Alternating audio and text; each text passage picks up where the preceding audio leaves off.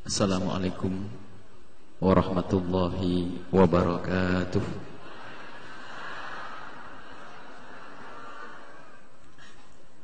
Alhamdulillah, nahmaduhu subhanahu wa ta'ala hamdan yuwafi ni'amahu wa yukafi'u mazidah. Ya Rabbana lakal hamdu kama yanbaghi li jalali wajhika wa 'azimi sultanik. Subhanaka la nuhsi thana'an 'alaika anta kama athnaita 'ala nafsik. Falakal hamdu wa lakash syukru 'ala dhalik. Allahumma salli wa sallim 'ala habibina wa syafi'ina wa maulana sayyidina Muhammad wa 'ala alihi al-mutahharin wa ashabihi at-tayyibin والتابعين لهم بإحسان إلى يوم الدين. اللهم يا ربنا ارزقنا زيارة الحرمين، ارزقنا يا ربنا زيارة مكة، وارزقنا يا ربنا زيارة حبيبك سيدنا محمد.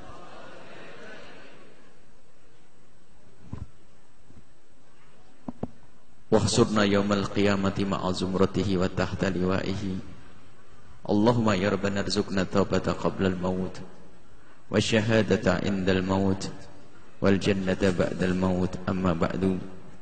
Kami cintai, yang kami muliakan para orang tua kami, saudara-saudari, adik-adik, para pemirsa, pendengar dimanapun anda berada. Alhamdulillah, Allah memilih kita pada malam hari ini untuk menjadi hamba yang bisa berkumpul di tempat mulia, di masjid, untuk mencari kemuliaan. Di masjid kita untuk belajar, kita belajar untuk semakin dekat kepada Allah Subhanahu wa ta'ala. Dan semoga seperti Allah telah mengumpulkan kita saat ini, kelak Allah mengumpulkan kembali kita di surga bersama Nabi Muhammad sallallahu alaihi wasallam. Sebagai muqaddimah akan kami hadirkan firman Allah Subhanahu wa ta'ala. An Abi Hurairah radhiyallahu ta'ala anhu, diriwayatkan dari Sayyidina Abi Hurairah, an Rasulillah, dari Sayyidina Muhammad sallallahu alaihi wasallam, fima yarwihi an rabbih, yang diriwayatkan dari Allah, dari Tuhan Nabi Muhammad. Qala Allah subhanahu wa ta'ala, Allah subhanahu wa ta'ala berfirman dalam hadis qudsi, ya ibna Adam, wahai anak Adam, ya ibna Adam, wahai anak Adam, tafarragh li ibadati, amla sadraka ghina wa asuddu faqrak.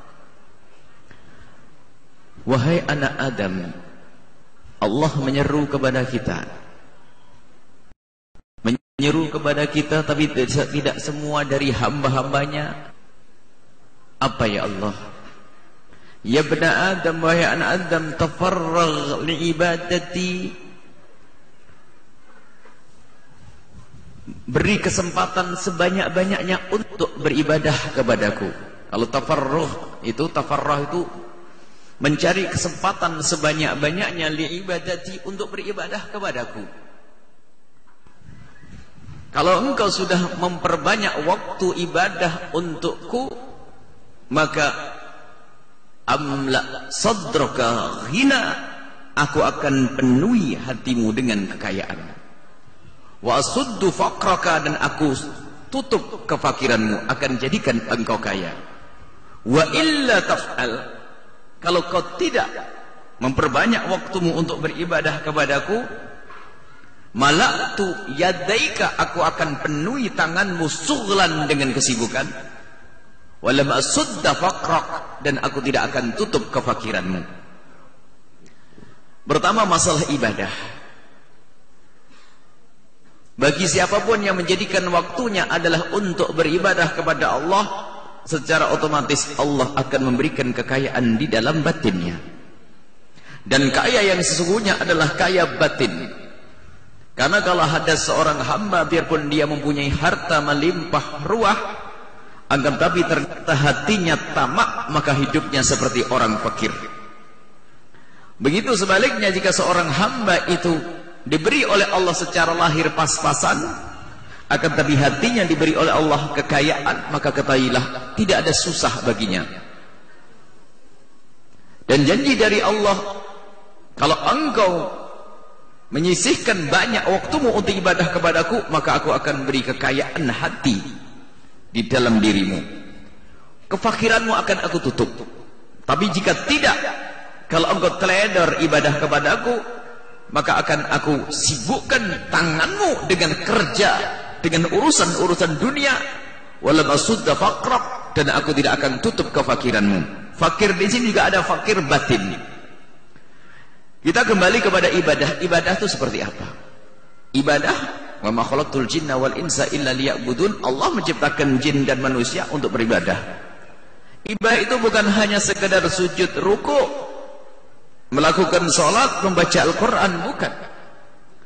Tapi di sini maknanya lebih luas. Bagaimana setiap gerak-gerik kita, langkah-langkah kita sadar kalau kita tuh hamba Allah. Jadi apa yang kita lakukan harus kita sambungkan dengan Allah. Semua yang kita lakukan harus ada makna pengabdian kepada Allah. Artinya kita harus punya niat. Di dalam kita melakukan sebuah aktivitas, satu aktivitas dunia, jika kita sambungkan kepada Allah, maka ini menjadi nilai ibadah. Seorang suami yang keluar pagi hingga sore mencari nafkah karena Allah, maka ketahuilah sepanjang dia bekerja, biarpun itu bukan urusan zikir, bukan urusan salat, tapi karena dia melakukan itu semuanya karena Allah, maka di sore harinya dia dicatat sebagai orang yang diampuni oleh Allah. Seperti disebutkan dalam hadis Nabi, man amsa kalan min amali yadihi amsa maghfuran lah. Orang yang sibuk mencari nafkah karena Allah tadi, karena kewajiban di rumahnya ada anak dan istri yang harus dipenuhi kebutuhannya, lalu ia keluar dan bekerja, terus ingat Allah, rambu-rambu Allah dipenuhi, bekerja yang halal, mencari rizki yang halal, menjauhi dari keharaman, maka ketahuilah amsa maghfuran lah. Di sore harinya dia pulang sudah diampuni dosanya oleh Allah Subhanahu wa taala, padahal dia mencari dunia. Maknanya apa? Hendaknya semua aktivitas ini kita sambungkan kepada Allah. Kalau sudah pekerjaan kita ini kita hubungkan kepada Allah, akan muncul di hati kita pemberian dari Allah, ghina nafas, kaya hati. Kaya hati, dan kaya hati itu luar biasa. Sehingga kalau orang tersebut menjadi orang kaya, lihat, dunianya tidak terikat dengan hatinya, hatinya tidak terikat dengan dunianya, sehingga begitu mudahnya dia untuk bersedekah dan berinfak. Tapi sebaliknya, kalau orang melakukan aktivitas dunianya ini untuk dunia, lihat capek dia. Capek dia, mikir bangkrut, mikir lepas duit sedikit saja pusingnya setengah mati. Akan tapi lihat, semua orang kalau aktivitasnya dibangun karena Allah, lihat, di saat mendapatkan rezeki yang banyak melimpah, dia ingat ini untuk Allah, karena Allah. Maka mudah baginya untuk melakukan kebaikan, membantu fakir miskin, membantu saudara, membantu kerabat, begitu mudahnya. Sehingga muncul jiwa yang kaya, murah, mudah berbuat baik, karena waktu dia mencari dunia adalah karena Allah. Jadi biarpun aktivitasnya adalah urusan dunia, tapi terus ingat Allah. Anda yang bekerja di pasar, jualan di pasar, harus selalu Allah hadir di hati kita, di hati kita. Aku berbuat ini karena Allah, karena Allah, karena Allah. Niscaya jika Anda menjadi orang kaya raya, adalah orang kaya ahli surga yang hatinya kaya hati, yang hatinya kaya hati, sehingga mudah untuk melakukan kebaikan-kebaikan. Semuanya ini termasuk jabatan yang didapat. Tapi kalau ada orang mencarinya untuk dunia, Masya Allah, kalau seandainya diberi satu lembah emas, dia minta yang kedua, dikasih dua, minta yang ketiga. Hidup saja seperti orang fakir, kikir, pelit, untuk kebaikan susahnya setengah mati. Padahal semuanya sadar kalau mereka itu juga bakal mati. Karena hatinya hati yang mati, hati yang miskin, hati yang melarat. Dia tidak sadar akan akhirat. Karena dia apa? Waktu mencari dunia, bukan karena Allah Subhanahu wa ta'ala. Maka sekarang ayo kita niati, semua yang melakukan aktivitas dunia sambungkan dengan Allah. Anda mencari dunia, lihat. Patuhi undang-undang Allah. Jangan berdagang kecuali dengan cara yang diridhoi oleh Allah. Dan jangan berdagang kecuali sesuatu yang Allah ridho. Jangan menjual barang yang diharamkan oleh Allah. Dan jangan melanggar Allah di saat berdagang dan jual beli. Terus. Kalau kita sambungkan kepada Allah, maka niscaya hatimu akan kaya. Sehingga mudah bersyukur dengan karunia Allah. Tapi kalau sudah orang hatinya tamak, capek. Dan nanti kalau sudah hatinya tamak, rakus, permasalahan terus datang bertubi-tubi. Sampai permasalahannya adalah kadang harus bermusuhan dengan adiknya, rebutan waris dengan saudaranya. Ngedengki dengan tetangganya. Tetangganya kaya duluan saja sudah panas hatinya. Sudah melarat, nyungsep, panas melihat tetangganya kaya. Tapi kalau dia mencari semua itu karena Allah, lihat tetangganya kaya, aman karena hatinya kaya. Dia langsung paham itu karunia Allah diberikan kepada tetanggaku. Semoga manfaat, semoga tidak sampai hatinya. Tapi kalau orang hatinya melarat, tapi yang kedua, sibuk urusan dunia, lupa Allah, maka Allah akan sibukkan kita dengan dunia, dengan cari kerja dunia, dan hatinya semakin melarat. Wal masudda faqrab, dan kefakiranmu terus akan kau rasakan sebagai kefakiran. Ini kalau orang menjadi dunia tidak disambungkan dengan Allah, maka dia semakin kaya ternyata semakin seperti orang fakir. Dan ini terbukti. Semakin kaya itu kan mestinya semakin mudah untuk ngaji. Dulu kayaknya sih kalau punya mobil, nanti punya motor, nanti bisa banyak ngaji. Dulu pakai sepeda, rajin ngaji setiap seminggu sekali. Giliran beli motor sebulan sekali. Giliran punya mobil setahun sekali. Ketemu sama kiainya waktu hari raya.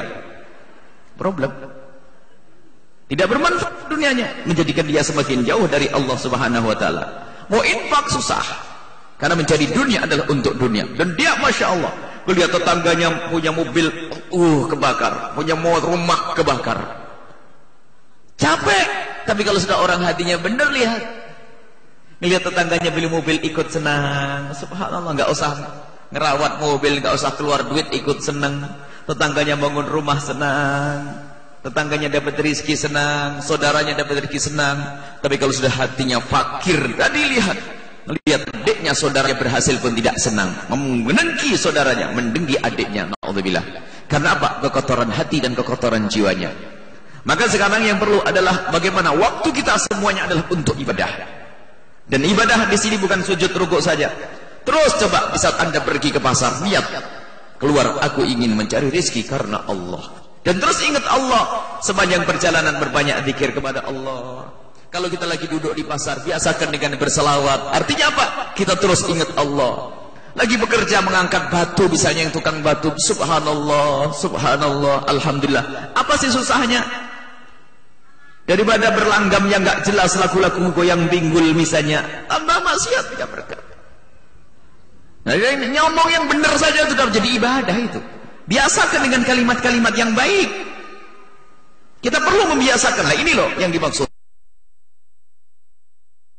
Gambaran tafarruh itu, gunakan waktumu adalah untuk ibadah semuanya. Apakah kita suruh sholat terus? Sementara Allah sendiri menjadikan kita khalifah bil ardi, yang melestarikan semesta. Tentu ada perdagangan di situ. Ada yang duduk di kantor untuk ngatur manajemennya. Tapi jika semuanya menghubungkan, menyambungkan hatinya dengan Allah, maka ketahuilah kita akan menemukan satu kehidupan yang indah di diri kita. Lihat, maka semuanya ayo sekarang tafarrah li ibadati, waktumu untuk ibadah kepada Allah. Yang kerja di mana? Lagi nelayan ke tengah laut, alhamdulillah tidak banyak diganggu oleh orang. Ke tengah laut 6 orang 4 orang zikir terus, la ilaha illallah, subhanallah, subhanallah. Kalau 7 hari berapa bacaan sholawat? Hanya permasalahannya adalah tidak sadar kalau kita hendaknya menjadikan semua langkah kita adalah ibadah. Gak ada masalah bawa tasbih, bawa ini dan sebagainya. Membiasakan kita untuk dengan Allah, ini adalah penting. Cari duit. Kumpulkan uang sebanyak-banyaknya. Sebab kalau hatimu benar, pasti uang itu bakal bermanfaat untuk umat Nabi Muhammad SAW. Kalau menjadi orang kaya, sangat mudah untuk berbuat baik. Bangunan masjid, pesantren dan sebagainya. Tapi kayanya orang yang hatinya busuk, hatinya kikir, percuma. Kaya enggak berguna. Enggak berguna untuk orang fakir, enggak berguna untuk umat Islam, enggak berguna untuk dirinya sendiri, enggak berguna. Karena kekikiran di dalam hatinya karena hatinya adalah hati yang melarat mencari dunia untuk dunia, sibuk untuk dunia, maka akan Allah sibukkan terus capek. Nah inilah hadis qudsi yang kami hadirkan pada saat ini. Kalau sudah begitu hati akan kaya, tentrem, tidak ada susah, tidak ada gundah. Duit, tidak ada duit karena hatinya sudah kaya, nyaman. Dan alangkah banyaknya orang nggak punya uang, kerja sehari makan sehari, akan tapi dia bisa candaria, gurau dengan istri. Ada orang duitnya banyak, mobilnya 3, setiap hari berantem tuh sama istrinya. Innalillah. Jangan dianggap tidak ada, nggak tahu apa saja yang dipermasalahkan. Ini itu, masya Allah. Karena hatinya kotor, hatinya busuk, hatinya miskin, hatinya melarat, tidak kenal Allah Subhanahu wa ta'ala. Kalau sudah hati sambung dengan Allah, maka fakrok, akan aku tutup kefakiranmu, orang menjadi kaya. Ini adalah hadis qudsi yang bisa kami hadirkan pada kesempatan ini. Kemudian selanjutnya, ini jelas ya, insyaallah, yuk kita biasakan yang baik. Mudah sebetulnya, nggak susah. Setiap hari ibu kerja di mana? Yaudah, kerjaan saya di dapur, alhamdulillah dapur enak, lebih bebas kita untuk berzikir dan seterusnya. Di mana saja kita dengan Allah Subhanahu wa ta'ala. Biasakan dengan Allah. Mencari dunia, ingat Allah, karena Allah. Jadi kalau Anda mencari dunia itu angan-anganlah yang mulia. Aku ingin mencari dunia. Nah, niat ini akan Allah nilai. Kalau nanti saya menjadi orang kaya, saya akan sisihkan kekayaanku untuk yatim, fakir, bangun pondok. Lintaskan kemuliaan setiap saat, siapapun Anda, Allah akan beri itu semuanya. Dan kalau ternyata Allah menjadikan Anda orang kaya, Anda menjadi orang kaya yang selamat. Tapi na'udzubillah, jika khayalannya adalah nanti kalau kaya saya pakai mobil mewah, oh, rumah megah, hidup enak, AC, oh, rumahnya jadi full AC. Kata dokternya nggak boleh tidur di AC. Apa? Nasib. Belum mati ya, sudah meninggalkan dunianya. Kulkas gede nggak boleh minum air dingin. Mau apa dia? Maka sekarang berangan-angan, ayo lintaskan di hati Anda. Saya, ya Allah, saya ingin bekerja menjadi seorang pengusaha yang kaya raya. Tapi mudahkan aku ya Allah untuk mengeluarkan kekayaanku untuk kebaikan. Dan jadikan kekayaanku hanya untuk kebaikan, untuk bekal aku nanti di akhirat. Lintasan-lintasan kebaikan. Bukan lintasan buat gedung megah, rumah mewah dan sebagainya, ganti mobil dan sebagainya. Itu sesuai dengan kebutuhan, ganti mobil bagus dan tidak bagus itu. Rumah sesuai dengan kebutuhan. Tapi kalau sudah impiannya hanya untuk dunia, alangkah rendahnya. Sehingga akan muncul manusia kikir kalau begitu. Tapi kalau sudah citanya kemuliaan, Masya Allah. Kadang belum untung saja sudah berpikir berapa persen nanti untuk kebaikan. Belum untung sudah mikir. Sehingga di saat menemukan kegagalan dia nyesel. Kenapa kok aku tidak bisa untung, tidak berhasil hari ini. Aku gagal dalam bisnis sehingga aku tidak bisa membantu. Nyesel, padahal tidak dosa dia. Karena hatinya hidup. Baik. Kaya itulah. Tafarragh li ibadati. Kuncinya adalah bagaimana menjadikan hidup kita ibadah. Kenal Allah Subhanahu wa ta'ala. Semoga Allah memberikan kepada kita semua kecukupan. Orang kaya ahli surga. Ini bukan orang kaya ahli neraka. Maka cita-cita yang sudah diberi oleh Allah karunia kekayaan, lintasan kemuliaan harus kita hadirkan agar aktivitas dunia kita berubah menjadi akhirat. Sehingga besok duduk di kantor sudah berubah. Yang duduk di kantor kursi usaha aja yang miliaran misalnya, berubah. Saya ingat Allah. Sekarang mulai menghitung keuntunganku per tahun berapa, harus aku gunakan untuk apa. Sudah mulai berubah ini. Ini calon menjadi ahli surga. Kalau kemarin masih di neraka. Ini sudah mulai berubah. Sering berzikir, mikir penghasilannya untuk apa. Sudah mulai gaya-gayaan beli mobil mewah sudah berkurang. Mobil gedung, rumah megah dan seterusnya sudah berkurang pikiran. Di saat mati sudah punya bekal banyak. Na'udzubillah, ada orang meninggal dunia nggak punya bekal. Dia punya masyhur dengan kekayaannya. Punya toko 16 toko. Nggak bisa ngitungnya ini. Rumahnya ada 27. Rumah 27. Rekeningnya di mana-mana ada. Di setiap bank ada. Kaya raya. Gak punya sedekah mati, ditinggal dibawa oleh anaknya. Anaknya gak ngerti bekti juga. Na'udzubillah. Dia mati fakir. Dia mati melarat, gak punya apa-apa. Maka menjadilah orang kaya di dunia dan di akhirat. Di dunia kaya hati, kaya keyakinan kepada Allah. Di akhirat adalah kita punya banyak sedekah, punya banyak amal baik. Baik, inilah cita-cita. Berangan-anganlah seperti itu. Sampai dikatakan dalam hadis Nabi, kalau ada orang berangan-angan, misalnya ada seorang fakir melihat orang kaya bersedekah, orang kaya berbuat baik, orang kaya dermawan, lalu si fakir itu berangan-angan lalu mohon kepada Allah, ya Allah, aku ingin menjadi seperti orang itu. Alangkah enaknya dia adalah kaya di dunia pun dia adalah rajin sedekah, ya Allah, maka berikan kepadaku kekayaan agar aku bisa sedekah seperti dia. Kalau dia mati belum kaya, sudah menemukan pahalanya dalam hadis Nabi SAW. Makanya pikiran yang benar itu penting, Bu. Kalau ibu dapat duit 1 juta untuk apa?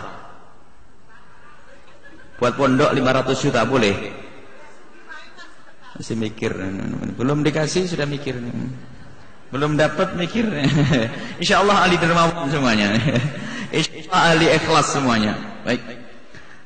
Inilah yang diajarkan oleh Nabi SAW oleh Allah Subhanahu Wa Taala agar membiasakan kita dengan Allah. Baik, sekarang kita masuki bulan Dzulhijjah. Di situ ada amalan yang pertama adalah haji. Amalan haji. Maka bagi siapapun yang oleh Allah sudah diberi kekayaan, hendaknya segera naik haji biarpun masih muda. Jangan sampai haji itu nunggu tua. Ada keyakinan anak muda kalau disuruh haji, saya belum siap. Belum siap kenapa? Kelakuan saya belum baik. Alhamdulillah kamu sudah sadar. Tinggal memperbaiki, pergi ke Mekah cepat naik haji, nanti pulang tambah baik kamu. Saya belum siap. Yang punya kekayaan masa muda segera laksanakan naik haji. Haji muda, tidak apa-apa. Jadi baiknya dimulai dari muda, jangan baiknya nanti kalau sudah tua. Terlalu banyak kejahatannya nanti. Ada sebagian haji muda itu nggak mau, nanti aja aku tua. Kalau sudah tua tuh repot, banyak yang ngikut. Asam urat, darah tinggi, ya. Masih muda. Kemudian setelah itu, yang sudah dapat giliran haji ikuti saja, itu jadwal, itu aturan. Yang penting kita sudah niat yang kaya, tapi jangan memaksakan. Jangan sampai haji itu jor-joran. Ini masalah haji harus benahi ini, niat. Sebab haji itu ada jor-joran, umrah jor-joran. Haji kalau Anda belum mampu, jangan maksakan diri Anda untuk haji sampai ngutang. Kadang ngutangnya di tempat yang haram, di tempat yang ada ribanya. Mau kemana inti? Mau haji, ngutang di tempat yang haram, berarti dia adalah orang mau masuk neraka lewat Mekah. Itu model manusianya. Hati-hati. Ini adalah untuk Allah, ambil harta yang bersih. Selagi kita belum mampu, jangan maksain naik haji. Tidak usah ngutang, tidak usah. Sungguh nunggu giliran kalau kebetulan sudah kaya naik haji. Ini harus benahi niat, sebab yang namanya haji itu sering rubah niat itu. Orang mau berangkat haji saja, lihat. Kalau naik pesawat berangkat ke Mekah itu, yang terbayang di benak di hatinya adalah bagaimana nanti tawaf, baca zikir, baca doa, sa'i, nanti ziarah Nabi SAW. Itu waktu mau berangkat haji. Kalau sudah pulang haji di pesawat beda pikirannya. Waduh, nanti pulang orang kerumunin saya pada cium tangan, saya dipanggil Bu Haji, Bu Haji, Bu Haji, Pak Haji, Pak Haji, Pak Haji. Habis itu nanti saya ikut rombongan reuni haji, punya pengajiannya Pak Haji, Bu Haji, pengajian khusus. Pengajiannya orang sombong ya. Pengajian khusus, pengajiannya Pak Haji. Kalau nggak mau, kalau bukan pengajiannya Pak Haji, Bu Haji nggak mau hadir. Kenapa nggak hadir? Pengajiannya orang biasa, nggak mau. Pengajian khusus. Nah ini musibah. Apakah pengajian Pak Haji nggak boleh? Ya boleh. Yang nggak boleh jadi sombong gitu loh. Nah, jadi sombong. Macam-macam. Dikasih undangan saja nggak ada hanya. Ya nanti datang saya. Nggak ada haji. Ada haji jor-joran. Tetangganya naik haji. Kita harus naik haji. Bukan karena Allah Subhanahu Wa Taala. Hanya pengen cepat di kartu namanya ada hanya saja. Masya Allah. Problem ini. Jadi ini karena Allah, ibadah karena Allah, haji karena Allah. Ini ada manasik haji yang panjang, bukan sekarang waktunya. Banyak amalan yang lainnya. Insya Allah semuanya naik haji. Dan tata hati niat yang baik karena Allah. Dan maka dari itu rindukan kepada Mekah para bapak dan ibu. Rindukan ke Mekah. Hati kita harus selalu rindu kepada Mekah. Anak-anak kita biasakan rindu Mekah. Gak ada masalah di rumah kita ditempelin Ka'bah. Kalau anak kita ditanya, nak kalau kamu lulus sekolah mau kemana? Dia harus bicara, saya pengen umroh atau pengen haji, pengen ziarah Mekah. Kalau anda punya anak setelah selesai nanti kemana nak? Ke Tokyo. Wah, langsung nangis kita seharusnya. Punya anak ditawari mau kemana nak? Kalau kamu selesai kuliah nanti mau jalan-jalan ke Australia. Nangis kita punya anak kayak gitu seharusnya. Mestinya kerinduan anak kita adalah Mekah, ziarah Nabi Muhammad. Sekarang ada, mau kemana nak? Habis ini SD lulusannya Borobudur haji Bali. Dan itu bapaknya tenang-tenang aja, oh Bali nak, Borobudur. Padahal gak sadar anaknya sudah ditanamkan kecintaan kepada sesuatu yang tidak dicintai oleh Allah. Coba yang diinginkan adalah kemuliaan. Saya pengen umrah Mi, saya pengen ke tempat ini, pengen ziarah Rasulullah Mi, Abah. Sadar enggak Bu waktu anaknya pengen rekreasi ke Bali itu? Enggak pernah nangis kita. Memang kita belum punya kesadaran tentang hal itu. Ya, ini pentingnya ngaji itu begitu. Kita rindukan anak kita untuk Mekah. Tulis dikit-dikit Mekah, saya pengen ke Mekah. Anak kecil, saya pengen haji, pengen umrah. Rindukan anak-anak kita. Jadi menempelkan gambar Ka'bah lebih bagus sebelum haji daripada setelah haji. Sebab kalau setelah haji kadang-kadang biar tahu kalau saya sudah naik haji. Ini betul problem. Tapi niatnya juga apa-apa, setelah naik haji memajang foto juga boleh. Agar apa? Ya ingat semakin cinta. Cuma kalau tujuannya ya biasa ini harus ada kenang-kenangan foto nano ini. Masa foto enggak apa-apa, syukur. Cuma yang penting ditata adalah niat. Cuman kita itu perlu ini membiasakan anak kita untuk merindukan kemuliaan, merindukan kebaikan. Cuman semua ada batasnya. Umrah juga demikian baik. Tapi ingat jangan masuk hawa nafsu. Kami selalu ingatkan teman-teman di Bandung di mana ada orang latah umrah, dikit-dikit umrah, ngumrahin orang, dikit-dikit umrah dan ngumrahin orang. Nah kau sudah umrah berkali-kali, ada hal yang lebih penting kau lakukan. Umrah itu ibadah qasirah. Selagi engkau sudah melakukan umrah sekali, gugur kewajibanmu. Selesai. Haji sekali gugur kewajibanmu. Tinggal selebihnya adalah apa yang beri manfaat untuk umat Nabi Muhammad SAW. Kalau kerinduanmu bolehlah kau tumpangi 4 tahun sekali, 3 tahun sekali. Kalau setahun sekali juga boleh. Tapi ada hal yang penting juga. Urusan dengan sesama manusia. Gimana bibimu? Ada orang sering umrah, bibinya sakit, tidak diperhatikan. Tetangganya mau mati, nggak bisa masuk, nggak bisa bayar ke rumah sakit, masih senang haji dan umrah. Padahal dia sudah pernah haji dan pernah umrah. Hawa nafsu. Yang sudah pernah kita bahas di sini juga. Ada orang latah mengumrahkan orang. Ada salah satu orang mengumrahkan orang setiap tahun 60 orang diumrahkan. Karyawannya. Ini latah seorang bos mengumrahkan karyawan, latah. Itu termasuk ibadah yang nggak pakai bimbingan. Coba ditanya, apakah karyawannya itu waktu diumrahkan betul-betul total, betul-betul seneng? Seandainya ditawari kalau dikasih duit, milih mana? Bisa saja lebih senang duitnya karena apa? Kontrakan rumahnya belum beres. Mungkin dia punya utang, anaknya mau sekolah nggak bisa. Lah kita seorang bos menuruti hawa nafsu kita, umroh. Dan memang kalau sudah mengumrahkan orang tuh enak. Di Mekah kayak raja main perintah. Sini, sana, sini, sana. Pak Haji yang saya kasih tahu, iya betul Buya, persis itu seperti saya Buya. Alhamdulillah sadar. Sekarang bagaimana Buya? Kurangi, sudahlah. Umrahkan 20 saja untuk menemaimu. Tapi selebihnya yang 40 untuk apa? Untuk kebaikan.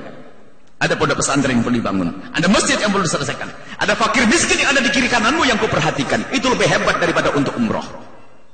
Termasuk untuk haji. Jangan sampai ibadah kita adalah ibadah hawa nafsu. Ibadah hawa nafsu, lihat. Kalau seandainya ini termasuk kami promosikan, alhamdulillah banyak yang tertarik menyekolahkan anak ke luar negeri, ke Yaman. Cuman sekarang Yaman lagi ditutup, ini kita menyesal dengan ditutupnya program ke Yaman ini. Ke Yaman mencetak ulama, Qadarul Mustafa, Kerubat, kayak ini kita tawarkan berebut orang. Satu orang gak usah banyak-banyak, 30 juta seperti umroh untuk satu orang. Ternyata orang yang sadar berebut, saya ingin membayar, saya ingin barek untuk mencetak ulama. Ini lebih hebat daripada ngumrohkan orang. Bang, buat satu kamar coba. Buat satu kamar harganya 100 juta. Itu seperti ngumrohkan 3 orang. Daripada ngumrohkan 3 orang, buat satu kamar untuk sebuah pondok pesantren yang memang jelas programnya. Lihat, setiap hari dipakai belajar, orang menuntut ilmu, digunakan orang untuk menuntut ilmu, digunakan untuk sholat. Ketahuilah, amal yang tidak pernah berakhir. Mati pun masih berjalan itu amal, namanya amal jariah. Lalu umroh saya gimana? Ya bolehlah kerinduan kepada Mekah. Cuman kita perlu sekarang ini berpikir mana yang lebih maslahat. Ada orang latah, ibadah itu latah.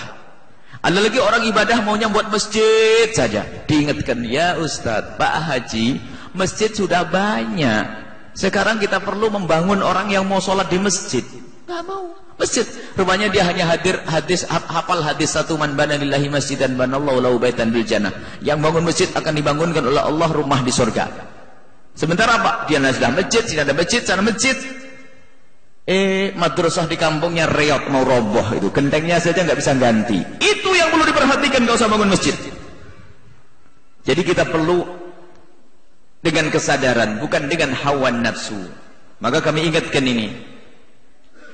Kalau umrah setahun sekali bagi orang yang cukup, ada suatu ketika, Buya tapi saya tetap umrah setahun sekali. Ya boleh, engkau adalah ahli sedekah. Ada orang yang sedekahnya banyak, fakir miskin dibantu, bantuan di pondok besar, mau umrah sekali. Kalau kamu umrah setahun 3 kali juga boleh, karena sedekahmu besar. Pastikan bahwasanya sedekahmu lebih besar daripada yang kau gunakan untuk umrah. Umrah masih lumayan, yang nasib lagi keliling ke Eropa. Innalillah. Jadwal keliling ke Jerman, Australia, Eropa, sekedar pengen tahu. Kalau urusan keperluan untuk kerja dan sebagainya, bolehlah. Tapi kalau mengkhususkan biaya untuk ke sana, masuk ke negeri kafir, na'udzubillah. Masuk ke negeri kafir. Kalau masuk ke negeri kafir, kira-kira terjaga atau tidak mata kita? Coba jujur. Berarti kita daftar maksiat. Saya berjanji, saya tidak akan pergi ke negeri yang namanya negeri kafir kecuali tujuan untuk dakwah. Kalau hanya jalan-jalan nggak usah saya, jalan-jalan di rumah saja. Karena di saat itu mungkin masalah aurat, masalah macam-macam. Ini memang perlu. Kita perlu orang kaya kita punya gaya hidup yang istimewa, gaya hidup yang baik. Ini perlu perubahan cara berpikir, ini perlu. Jadi orang kaya harus dibimbing bagaimana dia menggunakan hartanya, kekayaannya, sehingga dia adalah orang kaya di dunia dan orang kaya di akhirat. Baik, ini saja. Kemudian amalan yang lainnya, masalah haji dan umrah. Haji, tempat haji yang sudah punya uang. Yang tidak punya uang jangan maksain. Termasuk urusan pendaftaran sesuai jadwal. Gak usah bayar, mentang-mentang punya orang dekat di Depak, saya bayar lebih, biar lebih dulu. Itu nyikut orang juga gak baik. Nah ini karena Allah kok main sikut-sikutan. Tidak dibenarkan yang demikian itu. Nah, tapi kan umur saya sekarang sudah 60. Kemudian jatah saya itu tahun 2030. Berarti kan 15 tahun lagi ini. Memangnya kenapa 15 tahun lagi?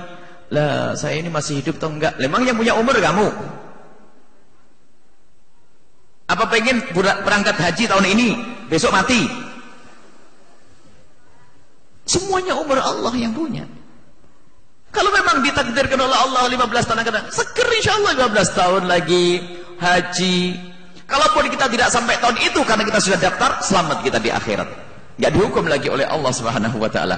Jadi jangan sampai kita melanggar Allah. Termasuk waktu haji dan umrah, jangan sampai kemaksiatan dilaksanakan di sana.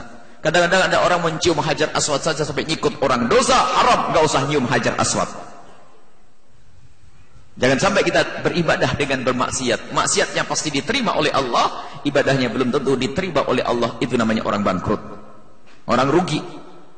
Baik, ini masalah haji. Kemudian ada amalan-amalan yang perlu kita laksanakan, khususnya di bulan Dhul Hijjah ini. Ada amalan yang Masya Allah, hendaknya kita semuanya peduli dengan amalan-amalan di bulan Dhul Hijjah yang Allah Subhanahu wa ta'ala melalui lidah Nabi SAW menjadikan bulan Dhul Hijjah adalah bulan pengampunan, bulan ibadah.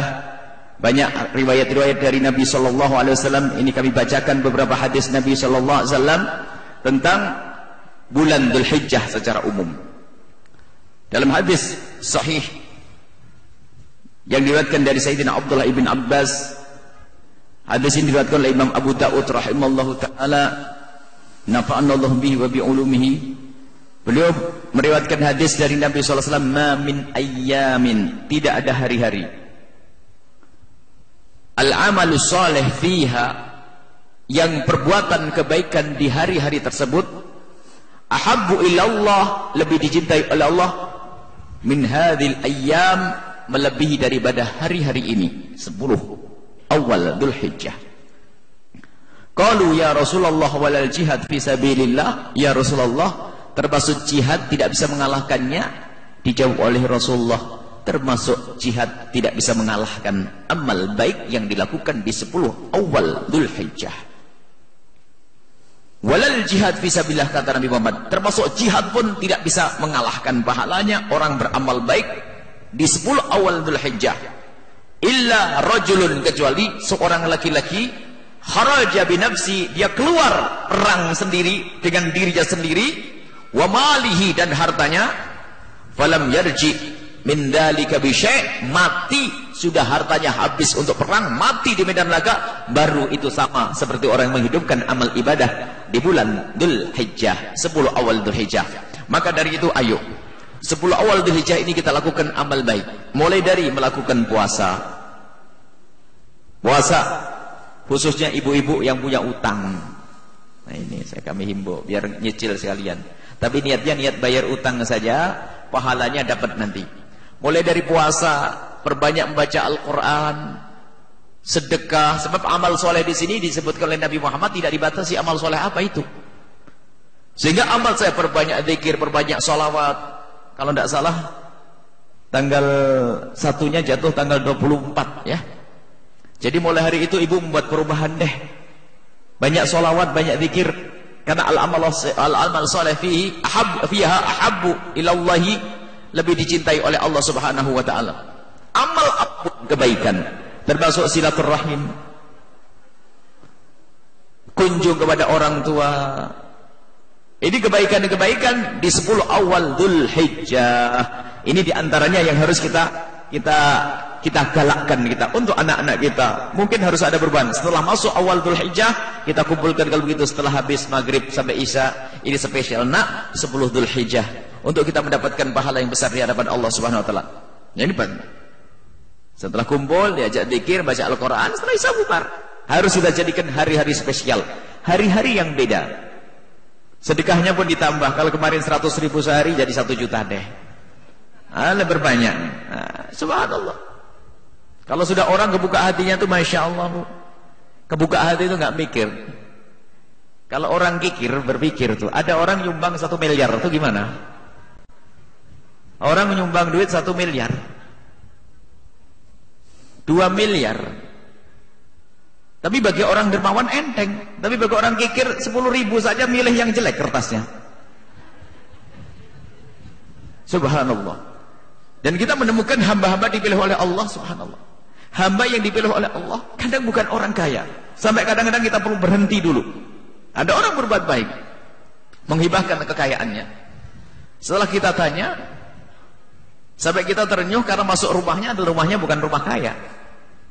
Kita bertanya, bagaimana anak-anakmu semuanya? Alhamdulillah anak saya sudah saya tata. Biarpun tidak sampai kaya, tapi sudah saya tata. Dan ini sudah saya musyawarah dengan anak-anak saya. Tanah ini untuk saya sedekahkan untuk pondok. Ajib. Padahal bukan orang melimpah ruah kekayaannya di rumah. Bukan orang yang dia kaya. Kalau sudah dipilih oleh Allah begitu mudahnya. Dan juga banyak orang yang alhamdulillah di dunianya itu Masya Allah kaya dia. Seperti Sayyidina Abdurrahman bin Auf zaman sekarang. Di dunia kaya Allah berikan kecukupan kekayaannya, akan tapi begitu mudahnya dia berbuat baik. Sudah begitu kadang berilmu ada. Termasuk guru-guru mulia yang kita ketemukan itu adalah orang yang dermawan dengan ilmunya, dermawan dengan kekayaannya. Guru-guru mulia yang kita ketemukan itu sering keliling kepada fakir miskin bagi-bagi duit. Bukan ngambil duit dari orang, bukan. Tidak mengambil duit dari jamaahnya, bukan. Memberi. Sampai kita kalau di bulan Ramadan itu duduk dengan Al-Habib Salim Asy-Syadzili, kalau beliau ngajar di Masjid Jami' itu, rupanya beliau sudah siap duit banyak. Biasanya ada orang datang bisik-bisik menyebutkan tentang hajatnya, ngeluarin duit. Sampai kita sebagai santrinya yang juga belajar dengan beliau, saya lagi gak punya duit ini saya mikir. Cuman kita tidak berani kan ngomong ke beliau ya. Tapi beliau begitu kerjaannya, ngasih duit enaknya, sudah dermawan ilmunya, dermawan dengan hartanya. Semoga kita menjadi orang dermawan semuanya. Enak kalau dermawan, kesenangannya. Sebab kalau orang beriman, dermawannya terbaik. Orang yang fasik, dermawan dalam kefasikan. Biayai ngebosin orang untuk minuman keras, biayai orang untuk berzina, biayai orang untuk pergi ke tempat haram, ada, karena memang nasibnya adalah nasib neraka. Semoga ini adalah ahli surga semuanya. Baik, kemudian ada amalan lagi, jangan lupa puasa Arafah. Puasa Arafah, di saat orang pada wukuf di Arafah, ini adalah jangan ditinggalkan. Puasa yang luar biasa. Ahtasibu 'alallahi ayyukaffira sanata allati qablaha wa ba'd. Sanata allati qablaha wa ba'dah. Puasa Arafah ini akan menjadikan Allah akan mengampuni, gara-gara puasa Arafah mengampuni dosa yang lalu dan akan datang. Jadi besar sekali pahala saat kita puasa Arafah. Jadi Arafah itu tanggal berapa? 9. Jadi tanggal 1 puasa, 2, 3, 4, 5, 9-nya jangan ditinggal. Kalau nggak bisa semuanya, minimal tanggal 9. Kalau bisa dari semuanya, jangan sampai puasa tanggal 1, 2, 3, 4, 5, 6, 7, 8, 9-nya malah nggak puasa. Ini salah. Sebab dari 9 ini yang paling hebat adalah tanggal 9-nya. Bagi orang yang di sini, kalau Anda lagi naik haji tidak usah. Sunnahnya tidak, agar kuat dalam ibadah haji. Kecuali menurut mazhab yang lain. Dalam mazhab kita Imam Syafi'i, kalau kita dalam keadaan haji, tidak disunnahkan untuk puasa Arafah.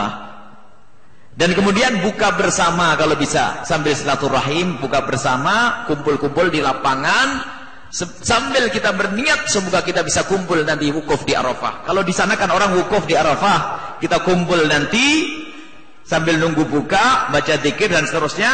Ini adalah yang diajarkan oleh Sayyidina Abdullah bin Abbas juga. Di Hadramut juga begitu, bukan wukuf di Hadramut, bukan. Sambil nunggu buka, kumpul, ada tausiah, ada zikir dan sebagainya. Dalam rangka ini juga kami undang Ibu. Nanti buka bersamanya di Arafah, hari Arafah di pesantren Al-Bahjah nanti. Jadi semuanya kumpul di sana, banyak dari mana-mana ada datang. Sambil nunggu maghrib, habis sholat asar, kumpul, ada tausiah, ada zikir, sampai buka bersama nanti insya Allah. Hadir ya, diundang. Atau bang, di pesantren Ibu. Pesantren, iya mau. Jauh, saya ke sini Ibu. Ayo, saya ke sini setiap bulan. Ibu setahun sekali belum tentu, masih bilang jauh Ibu ini. Ibu tidak pakai jalan kaki insya Allah, tinggal ngomong sama temennya nanti diajak pakai mobil insya Allah. Baik, ini diantara. Kalau diadain di sini nggak apa-apa nanti. Buka bersama di sini, Allah kumpul. Kita perlu membuat acara-acara yang banyak agar kita semakin banyak kebaikan. Boleh diadain acara di sini. Sorenya itu kita kirim beberapa asatid yang bisa ngisi ceramah dan seterusnya. Ini biasanya para salafun saleh melakukan yang demikian itu. Seperti orang wukuf di Arafah, jangan sampai orang di Arafah pada tadarru' minta kepada Allah, jangan sampai kita di sini lupa dan lalai. Sambil nunggu buka, kita berzikir dan seterusnya. Ini insyaallah akan kita laksanakan di Al-Bahjah. Dan ini sudah berjalan bertahun-tahun dan semoga terus seperti itu. Kalau di Hadramut ada di Trim sana, setiap menjelang buka Arafah, waktu Arafah, orang pada wukuf di Arafah, kita kumpul di namanya Aidit, di kaki bukit, begitu kita di hamparan luas begitu, nanti para ulama-ulama besar, para habaib, para masyayikh menyampaikan tausiah dan kita mendengarkan mereka. Masya Allah, indah. Dan ini bukan bid'ah. Sebab apa? Menjalankan al-amal soleh fihi, menghidupkan dengan amal soleh. Ada sedekah, karena kan untuk buka ada sedekahnya, ada zikir, ada silaturahim, apalagi lengkap. Itu juga ada orang yang ngomong bid'ah. Kalau ngomong bid'ah memang ludahnya ludah bid'ah itu. Mulutnya mulut bid'ah, kalau ngomong bid'ah nggak enak itu. Jadi perlu diadakan Ibu. Kalau bisa diadakan sini, nggak usah ke sana nanti. Semakin banyak tempat digunakan untuk seperti itu, berarti semakin banyak keberkahan yang akan diturunkan oleh Allah Subhanahu wa taala. Inilah yang bisa kami hadirkan berkenaan tentang Dzulhijjah. Jangan lupa mulai tanggal 1 nanti Ibu sudah mulai memperbanyak kebaikan. Tapi kalau ingin berbuat baik hari ini jangan ditunda nanti. Sekarang mau sedekah misalnya, wah nanti aja Dzulhijjah. Oh enggak, hari ini lebih bagus daripada nanti. Ini salah alamat, salah berpikir ini. Misalnya sekarang sudah keluar 1 juta, mau disedekahkan kemana fakir miskin? Waduh, dengar ceramah Buya, ditunda deh. Terus kenapa Bu ditunda? Nanti aja nunggu Dzulhijjah. Oh enggak, hari ini lebih bagus daripada nanti. Hari ini lebih bagus daripada nanti Dzulhijjah. Sebagian orang tuh salah, nunggu sedekah kalau sudah masuk bulan Ramadan. Sehingga sebelum Ramadan pelit. Tapi kalau masuk Ramadan baru dermawan. Salah. Semakin cepat sedekah itu diberikan, semakin baik. Maksudnya, nanti kalau sudah masuk bulan Ramadan atau masuk sebelum Dzulhijjah, kita tingkatkan karena apa? Setelah Dzulhijjah tidak seperti itu lagi. Begitu, bukan malah kita sekarang pelit demi Dzulhijjah, bukan. Nanti kalau sudah masuk Dzulhijjah, yuk ditingkatkan amal baik kita, baik sedekah, sholat, baca Quran dan ibadah-ibadah yang lainnya. Ini saja insyaallah. Hal yang mau ditanyakan dipersilahkan. Wallahu a'lam bishawab.